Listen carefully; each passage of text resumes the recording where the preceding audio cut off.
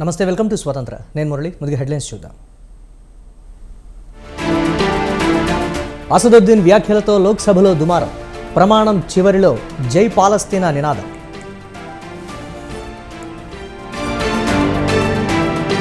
ఢిల్లీ హైకోర్టులో కేజ్రీవాల్కు షాక్. కేజ్రీవాల్ బెయిల్పై stay కొనసాగుతుందన్న high court.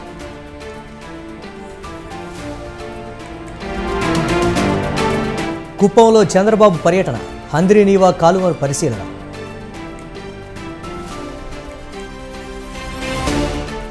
Jeevan రెడ్డిని కోల్పోయేందుకు కాంగ్రెస్ సిద్ధంగా లేదు. కష్టకాలంలో ఉన్నప్పుడు పార్టీని చక్కదిద్దేందుకు కృషి చేశారన్న భట్టి.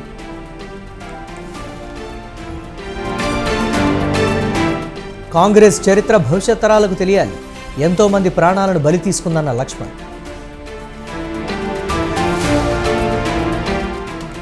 కేసీఆర్ను కలిసిన పలువురు ఎమ్మెల్యేలు, ఎమ్మెల్సీలు. ఎర్రవల్లి వ్యవసాయ క్షేత్రంలో కేసీఆర్తో సమావేశం.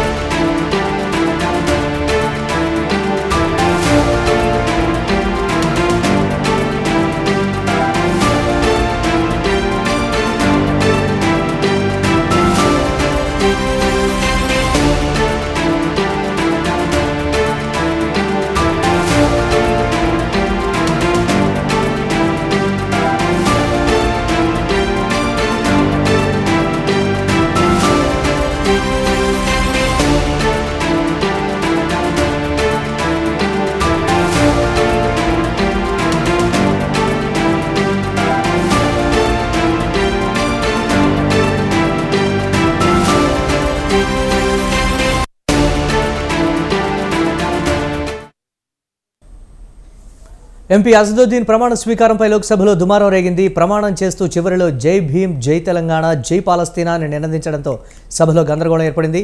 ఈ వ్యాఖ్యలపై అధికార సభ్యులైన బీజేపీ నేతలు తీవ్ర స్థాయిలో ఫైర్ అయ్యారు. దీంతో స్పందించిన స్పీకర్ ఈ వ్యాఖ్యలను రికార్డుల నుంచి తొలగిస్తామని చెప్పారు. ఇవాళ రెండో రోజు పార్లమెంట్ సమావేశాలు కొనసాగుతున్నాయి. సభలో తెలుగు రాష్ట్రాల ఎంపీలు మల్లు రవి, కొండా విశ్వేశ్వరరెడ్డి, ఈటెల రాజేందర్, రఘువీరెడ్డిలతో పాటు హైదరాబాద్ ఎంపీ అసదుద్దీన్ ప్రమాణ స్వీకారం చేశారు. ఈ సమయంలోనే ఆయన వివాదాస్పద వ్యాఖ్యలు చేయడంతో లోక్సభలో దుమారం రేగింది. ఈ తరుణంలో నాగర్ కర్నూలు ఎంపీ ప్రమాణ స్వీకారం చేస్తూ ఉండగా ఎంపీలందరూ అసదుద్దీన్ ప్రమాణ స్వీకారంపై అధికార పక్ష సభ్యులు ఆగ్రహం వ్యక్తం చేశారు. దీంతో స్పీకర్ రికార్డుల నుంచి తొలగిస్తామని చెప్పారు. అనంతరం ఎంపీ మల్లు రవి ప్రమాణం చేశారు.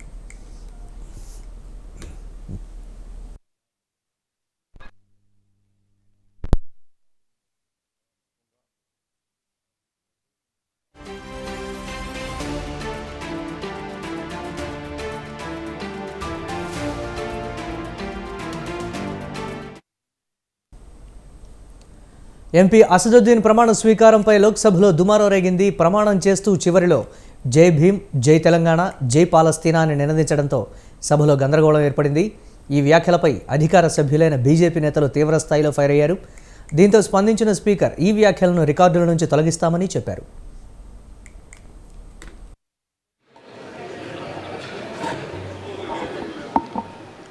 నహ్మదుహు వ నుసల్లి అలా రసూలిల్ కరీం అమ్మా బాద్ फ़ाउज़ बिल्लाहि मिनश शैतानिर रजीम बिस्मिल्लाहिर रहमानिर रहीम। मैं असदुद्दीन ओवैसी, जिसे लोकसभा का रुकन मुंतखब किया गया है, अल्लाह के नाम से हल्फ उठाता हूँ कि मैं भारत की आइन पर जो क़ानून के मुजब तय पाया है एतक़ाद रखूँगा, उसका वफ़ादार रहूँगा। मैं भारत के इक़्तिदार आला और सालिमियत को बरक़रार रखूँगा और जिस ओहदे को मैं संभालने वाला हूँ इसके फ़राइज़ और वफ़ादारी से अंजाम दूँगा। जय भीम, जय मीम, जय तेलंगाना, जय फ़लस्तीन, तकबीर, अल्लाहु अकबर।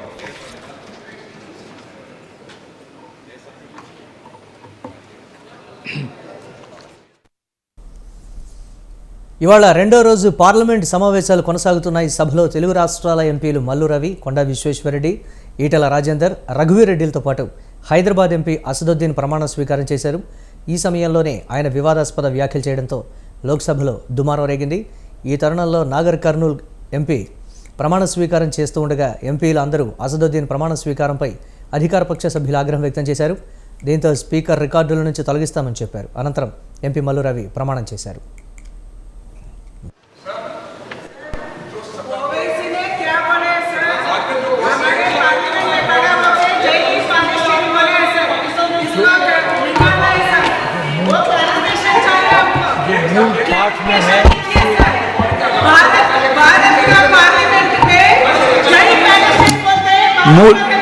मूल पाठ से अलग यदि कोई विषय है तो उसको रिकॉर्ड में नहीं रखेंगे.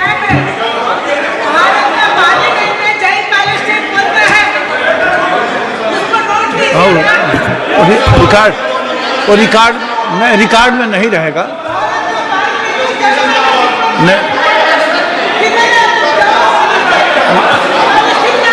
अरे आपस में बात करिए. अरे मूल पाठ में जो विषय नहीं है वो रिकॉर्ड में निकाल दीजिए. रिकॉर्ड से निकाल दीजिए.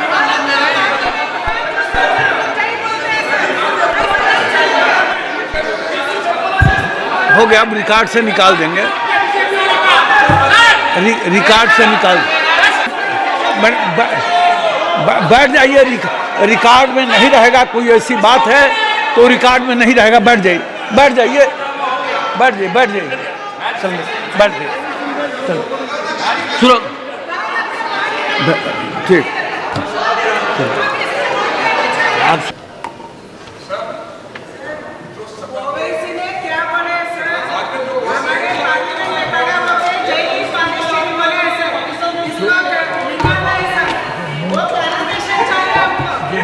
पाठ में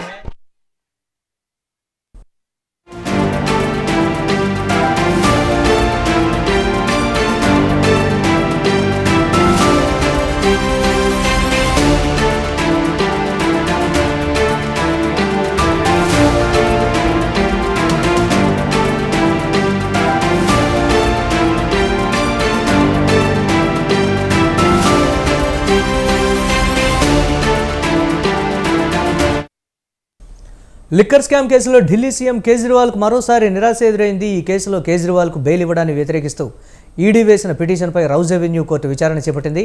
ట్రయల్ కోర్టు రికార్డులు పరిశీలించకుండానే బెయిల్ ఇచ్చారని హైకోర్టు తెలిపింది. బెయిల్పై స్టే కొనసాగుతుందని స్పష్టం చేసింది. ప్రస్తుతం తీహార్ జైల్లో కేజ్రీవాల్ ఉన్నారు. రేపు సుప్రీంకోర్టులో కేజ్రీవాల్ బెయిల్పై విచారణ జరగనుంది.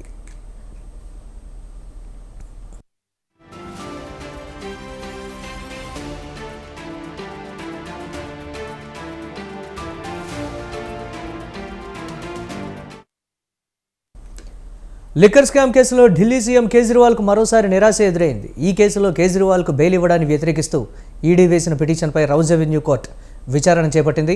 ట్రయల్ కోర్టు రికార్డులు పరిశీలించకుండానే బెయిల్ ఇచ్చారని హైకోర్టు తెలిపింది. బెయిల్పై స్టే కొనసాగుతుందని స్పష్టం చేసింది. ప్రస్తుతం తీహార్ జైల్లో కేజ్రీవాల్ ఉన్నారు. రేపు సుప్రీంకోర్టులో కేజ్రీవాల్ బెయిల్పై విచారణ జరగనుంది.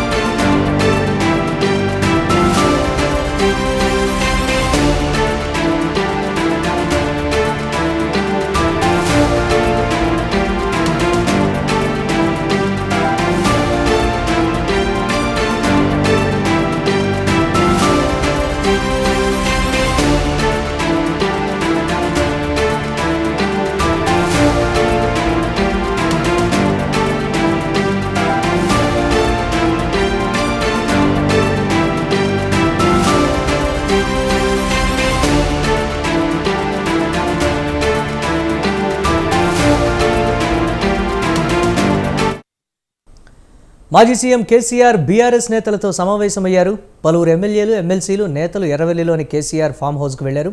అక్కడ వారితో భేటీ అయ్యారు. ఈ భేటీలో కేటీఆర్, హరీష్ రావు, పల్లా రాజేశ్వరరెడ్డి, కేపీ వివేకానంద, బండప్రకాష్, ఇతర నేతలు పాల్గొన్నారు. తాజా రాజకీయ పరిణామాలపై సమావేశంలో చర్చిస్తున్నారు.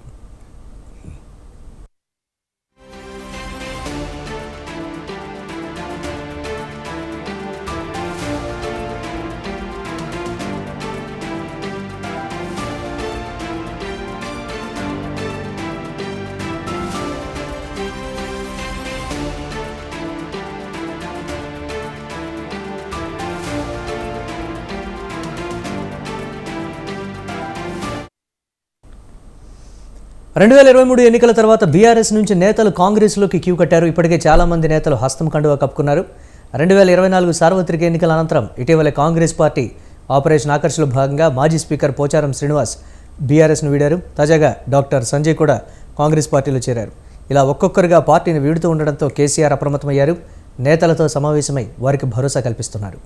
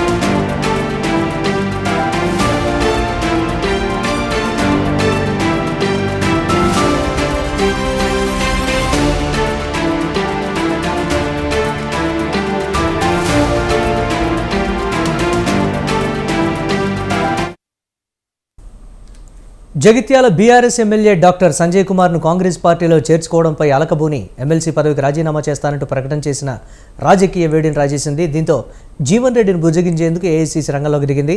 ఈ విషయంపై స్వయంగా డిప్యూటీ సీఎం మల్లుభట్టి విక్రమార్క, మంత్రి శ్రీధర్ బాబు ఇద్దరు జీవన్ రెడ్డి నివాసానికి వెళ్లి చర్చలు జరిపారని సమాచారం. ఎమ్మెల్సీ పదవికి జీవన్ రెడ్డి రాజీనామా చేయకుండా ఇరువురు నేతలు మంతనాలు జరిపారు. జీవన్ రెడ్డికి ఏకంగా మంత్రి పదవి ఇస్తామంటూ ఆఫర్ చేసినట్లు తెలుస్తోంది.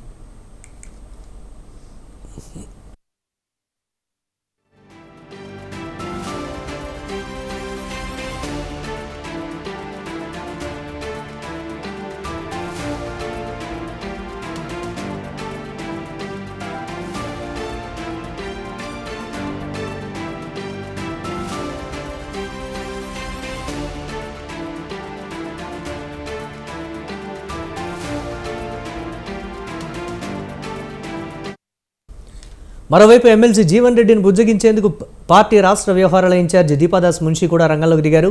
ఫోన్ చేసి మాట్లాడారు. రాజీనామా నిర్ణయాన్ని వెనక్కి తీసుకోవాలని కోరినట్లు తెలుస్తోంది. హైదరాబాద్ వచ్చాక అన్ని విషయాలు మాట్లాడతామని మున్షి హామీ ఇచ్చినట్లు తెలుస్తోంది.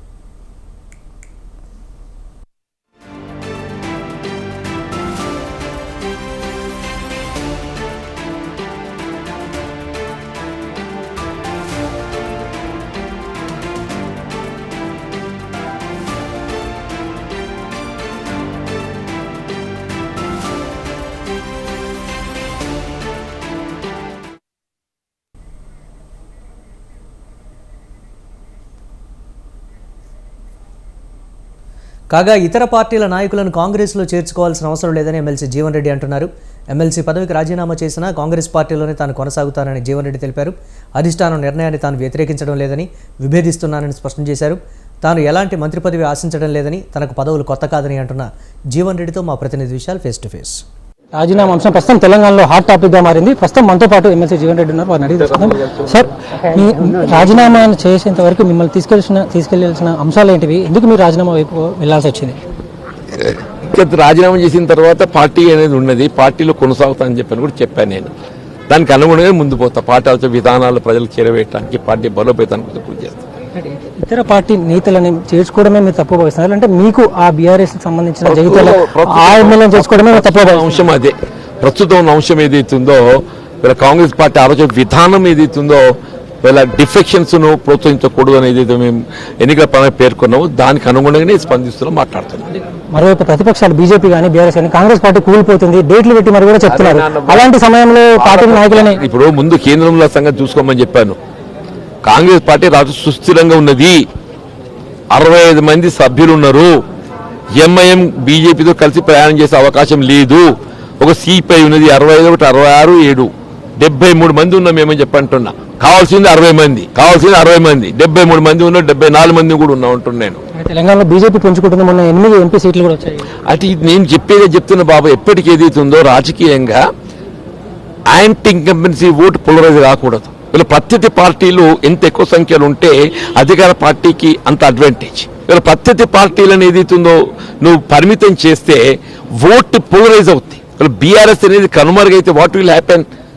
ఓటు ఏదైతే పోలరైజ్ అయ్యి బీజేపీ మరింత బలపడే అవకాశం ఉంటుంది. ఆ అవకాశం స్కోప్ ఇవ్వకూడదు మనం, అంటే ఇప్పటికే మంత్రులు కూడా డిప్యూటీ చీఫ్ మినిస్టర్ అదేవిధంగా మంత్రి శ్రీధర్ కూడా మీతో ఏం మాట్లాడారు? మీరు ఎలాంటి నిర్ణయం తీసుకున్నారు? డిస్కస్ చేసుకున్నాం, ఎట్లా బలోపేతం కావాలి, పార్టీ ఏ విధంగా ఉంటే బాగుంటుందో డిస్కస్ చేసి. అంటే మీరు రాజీనామా చేస్తుంటే మీరు టీచర్ ఎమ్మెల్సీగా కూడా ఎన్నికయ్యారు. నిరుద్యోగులకి వీళ్ళకి అన్యాయం జరిగే అవకాశం లేదు. ఎట్లా అవుతుంది బాబు? నేను 5 సంవత్సరాలు వాళ్ళ కోసం పోరాటం చేశాను. నాకు అటువంటి ఒక తప్పుడు ఆలోచన ఉన్నట్టయితే ఆనాడే అధికార పార్టీ చేరటం. Loan member at that time నేను ఏదైతే ఒక ప్రశ్నించే గొంతుకగా పట్టభద్రుల సమస్యల పరిష్కారం కొరకు నిలబడి పోరాటం చేసిన ఒక భావనతోని నాకు అవకాశం ఇచ్చిండ్రు. దానికి అనుగుణంగా 5 సంవత్సరాలు నిరంతరం పోరాటం చేసి నేను ఇవాళ కూడా అయితే నాకు అన్నట్టు ఒక అనుభవంతో ఏదైతుందో నేను పట్టభద్రుల్లో భాగంగా ఉండే నిరుద్యోగ యువతే కానీ, ఉద్యోగస్తులు, ఉపాధ్యాయులే కానీ, వాళ్ళ సర్వీస్ కండిషన్స్ కానీ, 370 జీవో కానీ, ఇవన్నింటి పాటు కూడా ఏదైతుందో నేను స్పందించబోతున్నా, ఎప్పటికప్పుడు మాట్లాడుతున్నా. ఫైనల్ గా ఏదైనా మంత్రి పదవి ఆశించే జీవన్ రెడ్డి ఇలాంటి చేస్తున్నారు. ఐఎమ్ సారీ, దయచేసి అటువంటి ఒక డిస్కషన్ తెరపైకి పట్టుకురాకండి. రైట్, ఇలాంటి మంత్రి పదవులు ఇలాంటివి తనకు పదవులు కొత్తగా కాదు. అదేవిధంగా మంత్రి పదవి ఆశించి తాను ఇలాంటివి చేయట్లేదని, కేవలం ఇతర పార్టీ ఎమ్మెల్యేలను కాంగ్రెస్ పార్టీలోకి చేర్చుకోవడం వల్ల కార్యకర్తల్లో కూడా మనస్పర్ధలు ఇలాంటివి కూడా వచ్చే అవకాశం ఉంది. అదే దాని వల్ల కాంగ్రెస్ పార్టీకి నష్టం జరిగే అవకాశం ఉందని కూడా ఎమ్మెల్సీ జీవన్ రెడ్డి అంటున్నారు. జానకితో విశాల్, స్వతంత్ర రమేష్. మాజీ మంత్రి పేరుని నాని మీడియాతో మాట్లాడుతున్నారు. లైవ్ ద్వారా చూద్దాం. ఆ త్రిశంకు స్వర్గంలో అక్కడ ఉందని చెప్పని అది హోటల్ ఉందండి. ఆ హోటల్ పేరు లోటస్ ఏదో ఉంది, ఉండవల్లిలో లోటస్ హోటల్ అని ఉంది. ఆ లోటస్ హోటల్ దగ్గర నుంచి మొత్తం రాజుగారి ఆశ్రమం ఉంది, మంతెన రాజుగారి ఆశ్రమం. ఆ రోడ్డు మొత్తం కరకట్ట మొత్తం ట్రాఫిక్ జడ్జిలను తప్పితే ఎవరినన్నా వెళ్ళనిచ్చేవాళ్ళ. ఆఖరికి అధికార పార్టీ ఎమ్మెల్యేలు కూడా వెళ్ళనిచ్చేవాళ్ళు కదా. తెలుగుదేశం పార్టీ ఎమ్మెల్యేలకు కూడా దారి లేదు కదా. మరి మందడం, వైకుంఠపురం, కృష్ణాయపాలెం ఇట్లాంటి ఊళ్ళన్నిటికి కూడా ప్రజలందరూ కూడా అటు తాడేపాటు చుట్టూ లోపల నుంచి తిరిగి రావాల్సిందే కదా. మొత్తం మూసేశారు కదా, 13 కిలోమీటర్లు మొత్తం రోడ్డు మూసారా, మూయలేదా? సెక్యూరిటీ రివ్యూ పేరుతో మూసేశారు కదా. అప్పుడు మీకు తెలియలేదా?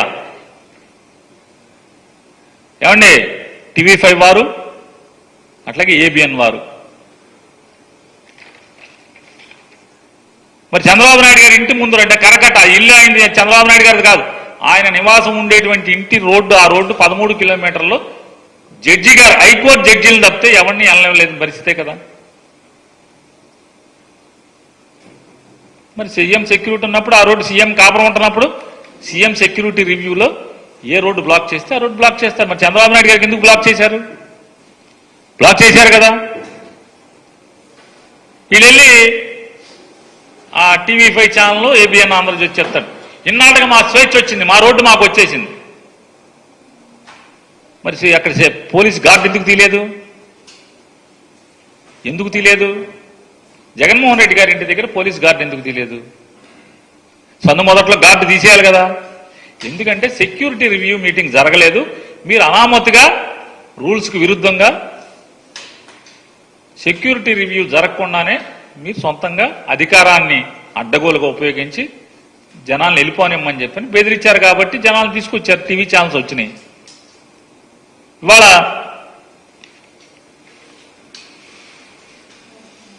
మాట్లాడుతూ రాస్తారు. అంటే ఇటువంటి ఫేక్ న్యూస్ ఫ్యాక్టరీలో ఈ వార్తలు రాయటమే కాకుండా ప్రతిదీ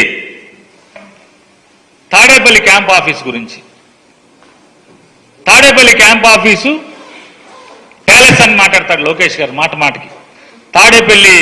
తాడేపల్లి ప్యాలెస్. నేను నారా లోకేష్ నాయుడు గారిని నేను ఒకటి రిక్వెస్ట్ చేస్తున్నా. నిజంగా మీలో ఎర్ర బుక్కు రాసింది నిజమైతే, అంత నిజంగానే మీరు కలేజా ఉన్న రాజకీయ నాయకుడైతే నేను మిమ్మల్ని రిక్వెస్ట్ చేస్తున్నా, హైదరాబాద్లో మీ జూబ్లీ హిల్స్ ఫోటోలు ఇంతవరకు ఎవరికన్నా చూపించారా? ఎవరన్నా ఒక్కసారి మీడియా టూర్ పెట్టండి. మీ హైదరాబాద్లో జూబ్లీ హిల్స్ ఇంటికి మీడియా టూర్ పెట్టండి, సాక్షి ఛానల్తో సహా. అలాగే జగన్మోహన్ రెడ్డి గారి ఇంటికి కూడా మీడియా టూర్ పెడదాం, లేదా ఒక రిటైర్డ్ జడ్జితో వాల్యుయేషన్ కట్టిద్దాం, ఒక టీం వేద్దాం, గవర్నమెంట్ నుంచి ఒక టీం వేయండి.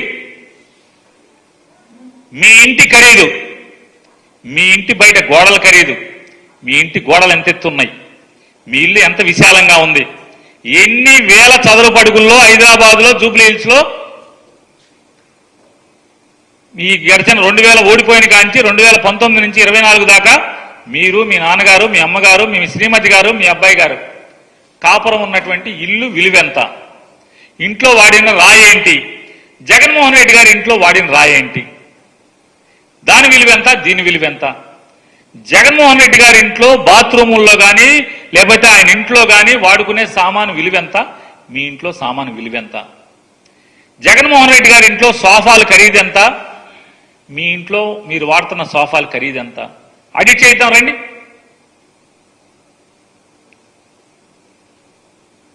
నిజంగా మీది ఎర్ర పుస్తకం నిజమైతే ఆడిట్ చేయించండి.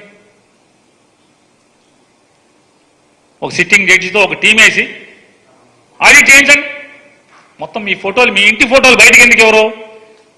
పవన్ కళ్యాణ్ గారు కూడా మీ ఇంటికి వస్తే మీ ఇంటి లోపల సోఫాలో కూర్చున్న ఫోటో ఇస్తారు తప్పితే మొత్తం మీ ఇల్లంతా ఎందుకు తీయనివ్వరు? తీయాలి కదా. మీ ఇల్లు ప్యాలెస్. ఇంతవరకు ఈ ప్రపంచానికి కనీసం ఎవరికి గృహప్రవేశానికి భోజనం కూడా పిల్లలేదు కదా ఎవరిని. మీ ఇంటే రానివ్వరు కదా, ఫోటో తీయనివ్వరు కదా.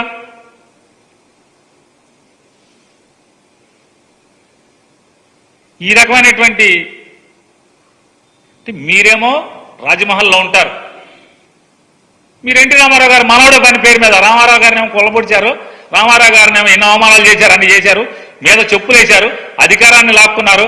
పాపం అన్యం పుణ్యనేటువంటి చిన్నపిల్లడు మనస్తత్వం. అతనికి ఎన్ని అంటగట్టారు, వయాగ్రా వాడుతున్నాడని. 70 ఏళ్ల వయసులో వయాగ్రా వాడతాడా ఎన్టీ రామారావు గారు? ఎన్ని వార్తలు రాయించి. జనసేన ఎమ్మెల్యేలతో ఆ పార్టీ అధినేత డిప్యూటీ సీఎం పవన్ కళ్యాణ్ సమావేశమయ్యారు. విజయవాడలోని క్యాంపు కార్యాలయంలో నిర్వహించిన ఈ సమావేశానికి మంత్రులు నాదెళ్ల మనోహర్, కందుల దుర్గేష్తో పాటు ఆ పార్టీ ఎమ్మెల్యేలు హాజరయ్యారు. శాసనసభ వ్యవహారాలపై వారికి అవగాహన కల్పించారు. సభ నియమావళిని తెలియజేశారు.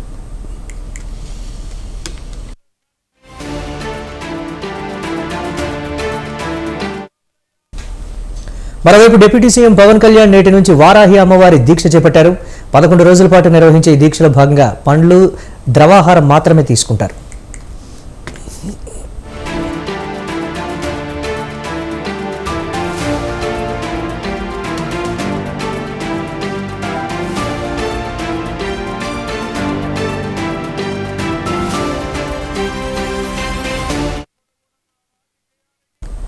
కాంగ్రెస్ ఎంతో మంది ప్రాణాలను బలి తీసుకుందని, రాష్ట్ర ఏర్పాటులో తాత్సారం వల్ల తెలంగాణ కోసం 1200 మంది చనిపోయారని రాజ్యసభ సభ్యుడు డాక్టర్ లక్ష్మణ్ అన్నారు. కాంగ్రెస్ ఎమర్జెన్సీ నుంచి ప్రజాస్వామ్యాన్ని ఖూనీ చేసి రాజ్యాంగానికి తూట్లు పొడిచిందన్నారు. కోదండరాం లాంటి వాళ్లు ఎమర్జెన్సీ గురించి ఎందుకు మాట్లాడటం లేదని ప్రశ్నించారు. కమ్యూనిస్టులు ఎమర్జెన్సీని సమర్థించారని, వారి చరిత్ర వారిని క్షమించలేని రాజ్యసభ మండిపడ్డారు. మూడోసారి గెలిస్తే ఎన్నికలే ఉండవని, ప్రజాస్వామ్యం ఉండదని, మొత్తం రాజ్యాంగాన్ని మార్చేస్తారని ఏ రకంగా మీరు మన ఎన్నికల్లో తప్పుడు ప్రచారం చేసి ప్రజల్లో విష బీజాలు నాటి కొద్ది మేరకు మీరు అక్కడక్కడ సఫలీకృతం కావచ్చు. లేని వార్తలను సృష్టించి ఫేక్ వీడియోలను తయారు చేసి రిజర్వేషన్లు ఎత్తేస్తారని అనకూడని మాటలు ఉన్నట్టుగా మీరు వీడియోలు తయారు చేసి ఏ రకంగా మీరు ప్రజాస్వామ్యాన్ని, ఎన్నికల విధానాన్ని కూడా మీరు కాల్వాచే విధంగా దేనికోసం, అధికారం కోసం, ఈ అధికార దాహంతో ఇందిరాగాంధీని మొదలుకొని ఈ రోజు వరకు కూడా రేవంత్ రెడ్డి గారు వివరించిన తీరు ఈ రాష్ట్రంలోని ప్రజాస్వామ్య వాదులు ఏ తెలంగాణ రాష్ట్ర సాధన కోసం ఆ రోజు అందరం కలిసి పార్టీల ఇవి ఇప్పటి వరకు అప్డేట్స్. కీప్ వాచింగ్ స్వతంత్ర.